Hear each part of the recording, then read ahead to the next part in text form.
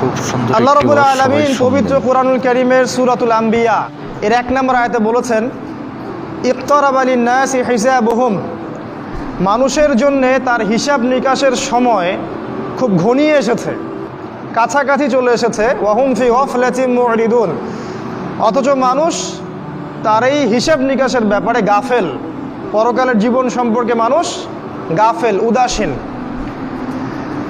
আল্লাহ পাক আরও বলেছেন সূরা কমারের 1 নম্বর আয়াতে, ইকতারাবাতিস সাআহ, কিয়ামত নিকটবর্তী হয়েছে। ওয়ানশাক্কাল কমার, এবং চাঁদ দ্বিখণ্ডিত হয়ে গেছে।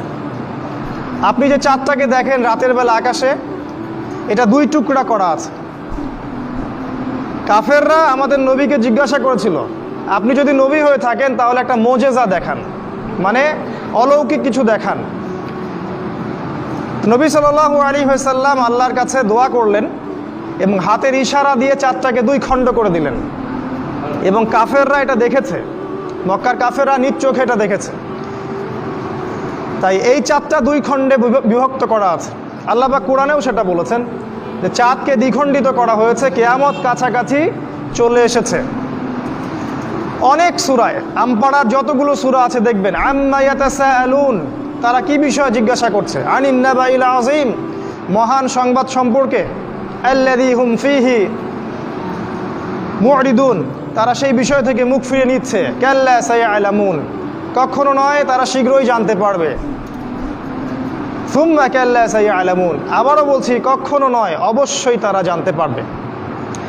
সূরা তাকাসুরের মধ্যে এমন কথা আছে, সূরা জিলজালের মধ্যে আছে, সূরা হজের মধ্যে আছে। আল্লাহ পাক বলেছেন, ইয়া আইয়ুহান নাস, হে মানব জাতি, ইন্না জালজালাতাস সাআহ শাইউন আযীম, কিয়ামতের ভূমিকম্প প্রচণ্ড শক্তিশালী ভূমিকম্প। কত শক্তিশালী? আল্লাহ পাক বলেছেন কিয়ামতের ভূমিকম্প শুরু হওয়া মাত্রই যে মেয়েদের গর্ভে সন্তান আছে, এই সন্তানটা খালাস হয়ে যাবে এবং মা তার সন্তানকে ফেলে পালাতে থাকবে, তার হুঁশ থাকবে না। এটা কিয়ামতের এত বিভীষিকাময় অবস্থা।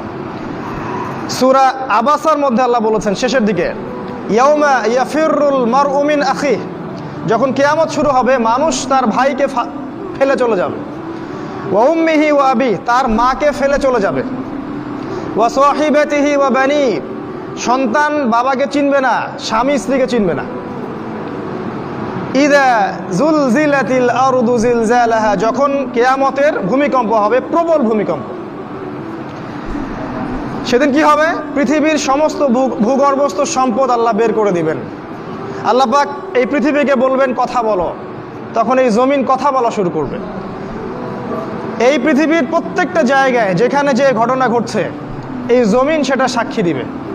এই যে জমিন যেখানে আপনারা বসে আছেন, এই জমিন সাক্ষী দিবে এখানে একটা মসজিদ ছিল, আপনারা নামাজ পড়েছেন। যেখানে বসে সুদ খাচ্ছেন, যেখানে বসে সিনেমা দেখছেন, যেখানে জুয়া খেলছেন, ধর্ষণ করছেন, ওই প্রত্যেকটা জমিন কিয়ামতের মাঠে আল্লাহর সামনে দাঁড়িয়ে কথা বলবে, সাক্ষী হিসেবে কথা বলবে। শুধু তাই নয়, আল্লাহ পাক বান্দাকে ডেকে তার পাপগুলোকে দেখাবেন। বান্দা অস্বীকার করবে, আমি এই পাপ করি নাই, তোমার ফেরেশতারা ভুল লিখেছে। আল্লাহ পাক তখন যেটা করবেন সূরা ইয়াসিনের মধ্যে আছে, আল্লাহ পাক তার ঠোঁট বন্ধ করে দিবেন এবং তার হাত পা উরুকে কথা বলার শক্তি দিবেন। এবং সেই বান্দার হাত, সেই বান্দার পা, সেই বান্দার উরু কথা বলা শুরু করবে, সে কোথায় কি করেছে। কিয়ামত কঠিন জিনিস, মানুষ এই বিষয়টা সম্পর্কে গাফেল। আমাদের নবী মুহাম্মদ সাল্লাল্লাহু আলাইহি ওয়াসাল্লাম হাদিসের মধ্যে কিয়ামতের অনেকগুলো নিদর্শন বলে গেছেন, একদম চোখে আঙ্গুল দিয়ে দেখিয়ে গেছেন, এই জিনিসগুলো যখন দেখবে তখন কিয়ামতের অপেক্ষা করো। আপনাদের সামনে আমি কিছু তুলে ধরার চেষ্টা করছি। নবী সাল্লাল্লাহু আলাইহি ওয়াসাল্লাম বলেছেন, আমি যে নবী হয়েছি এটাই কিয়ামতের একটা বড় আলামত। তিনি বলেছেন, বুইসতু আনা ওয়াস-সাআ কাহাতাইন, আমাকে আর কিয়ামতকে এইভাবে পাঠানো হয়েছে, আমাকে আর কিয়ামতকে এইভাবে পাঠানো হয়েছে। মানে এই 2 আঙ্গুলের মধ্যে যতটুকু দূরত্ব, আল্লাহ রাসূল সাল্লাল্লাহু আলাইহি ওয়াসাল্লাম আর কিয়ামতের মাঝখানে এতটুকু দূরত্ব আছে। এই হাদিসটা উনি বলেছেন 1400 বছর আগে। তা আপনার যদি সামান্য বিবেক থাকে আপনি বুঝতে পারবেন যে এখন 1400 বছর পর কিয়ামত কত কাছে। নবীজি আরো বলেছেন, আমার ইন্তেকাল কিয়ামতের একটা আলামত। তিনি আরো বলেছেন, কিয়ামতের অন্যতম নিদর্শন হচ্ছে মুসলিমদের ধন সম্পদ বাড়তে থাকবে। এমন একটা অবস্থা হবে যাদের পরনের কাপড় ছিল না, খাবার জুটতো না, পায়ে স্যান্ডেল ছিল না, এই রাখাল টাইপের দরিদ্র মানুষেরাও উঁচু উঁচু বিল্ডিং নির্মাণের প্রতিযোগিতা করবে। সে সময় আসেনি? বিগত 100 বছরে আপনি দেখেন কত বিল্ডিং, 100 বছর আগে এগুলো ছিল না। আর প্রত্যেকটা বিল্ডিংয়ের পিছনে আছে সুদ, ব্যাংকের সুদি লোন, আর উঁচু উঁচু বিল্ডিং, একটার সাথে একটা সম্পর্কিত। নবীজি আরও বলেছেন, শেষ জামানা বা আখিরুজ জামান বা কিয়ামতের আলামত হচ্ছে মানুষ পিতা মাতাকে সম্মান করবে না। পিতা আর মা এই দুইজন যে সম্মানের পাত্র, এই বোধটাই মানুষের উঠে যাবে।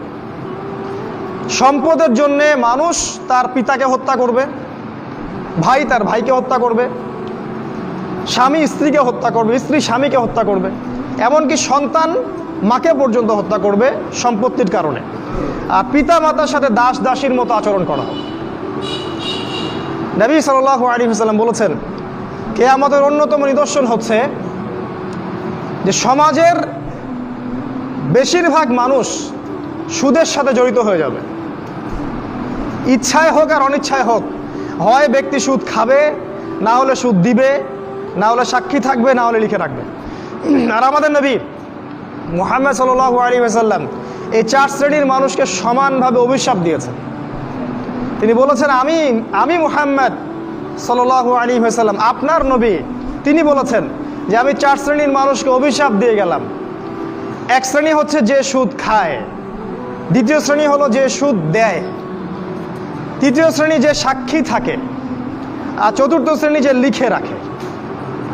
এই হাদিসের আলোকে পুরো ব্যাংকিং সিস্টেম সুদের আওতায় পড়ে যায়। এবং নবী সাল্লাল্লাহু আলাইহি ওয়াসাল্লাম বলেছেন, সুদের 70টা পাপের শাখা আছে, তার সর্বনিম্ন শাখা নিজের মাকে ধর্ষণ করা। এটা আমি বলিনি, হাদিসের পাতায় পাতায় লেখা আছে।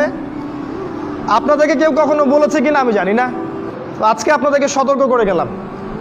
আমাদের নবী বলেছেন সুদের 70টা পাপের শাখা আছে, তার সবচেয়ে নিচের শাখা নিজের মাকে বিয়ে করা, ধর্ষণ করা বা জিনা করা। তিনি আরও বলেছেন সুদের সবচেয়ে উঁচু শাখা হচ্ছে আল্লাহ এবং তার রাসূলের সাথে যুদ্ধ করা। সূরা বাকারায় আছে, সূরা বাকারার 275-76 আয়াতগুলো পড়ে দেখবেন। নবী সাল্লাল্লাহু আলাইহি ওয়াসাল্লাম আরও বলেছেন, যে ব্যক্তি 1 দিরহাম সুদ খাবে সে যেন 36টা মেয়েকে ধর্ষণ করলো। এটা বুখারীর হাদিস। আমি নাম্বার বলার সময় পাচ্ছি না, খুতবার সময় সংক্ষিপ্ত। তিনি আরও বলেছেন, সুদখোরদেরকে কবরে যে শাস্তি দেওয়া হবে সেটা হচ্ছে তাদেরকে রক্তের নদীতে ফেলে তাদের মাথাগুলোকে ফাটিয়ে দেওয়া হবে। কারণ সুদের মাধ্যমে সারা বিশ্বের মানুষের রক্ত তারা চুষে নিচ্ছে। এই কারণে এর ফলাফলটা কি হয়? এর ফলাফলে ধনীরা ধনী হতে থাকে, আর গরিবরা যত দিন যাবে আস্তে আস্তে আরও দারিদ্র্যের অতল তলে নিষ্পেষিত হতে থাকবে। আপনার কাছে মনে হবে হয়তো আপনি 10 টাকা দিলে 15 টাকা পাবো, কিন্তু এটা নয়। আপনি আপনার টাকা পাবেন না, আপনি অন্যের রক্ত চোষা টাকা পাবেন। এর ফলে ধনিক শ্রেণীর কোনো ক্ষতি হয় না, তারা অনেক লাভবান হতে থাকে। এই জন্য বিশ্বের একটা অংশ আজকে ধনী হচ্ছে।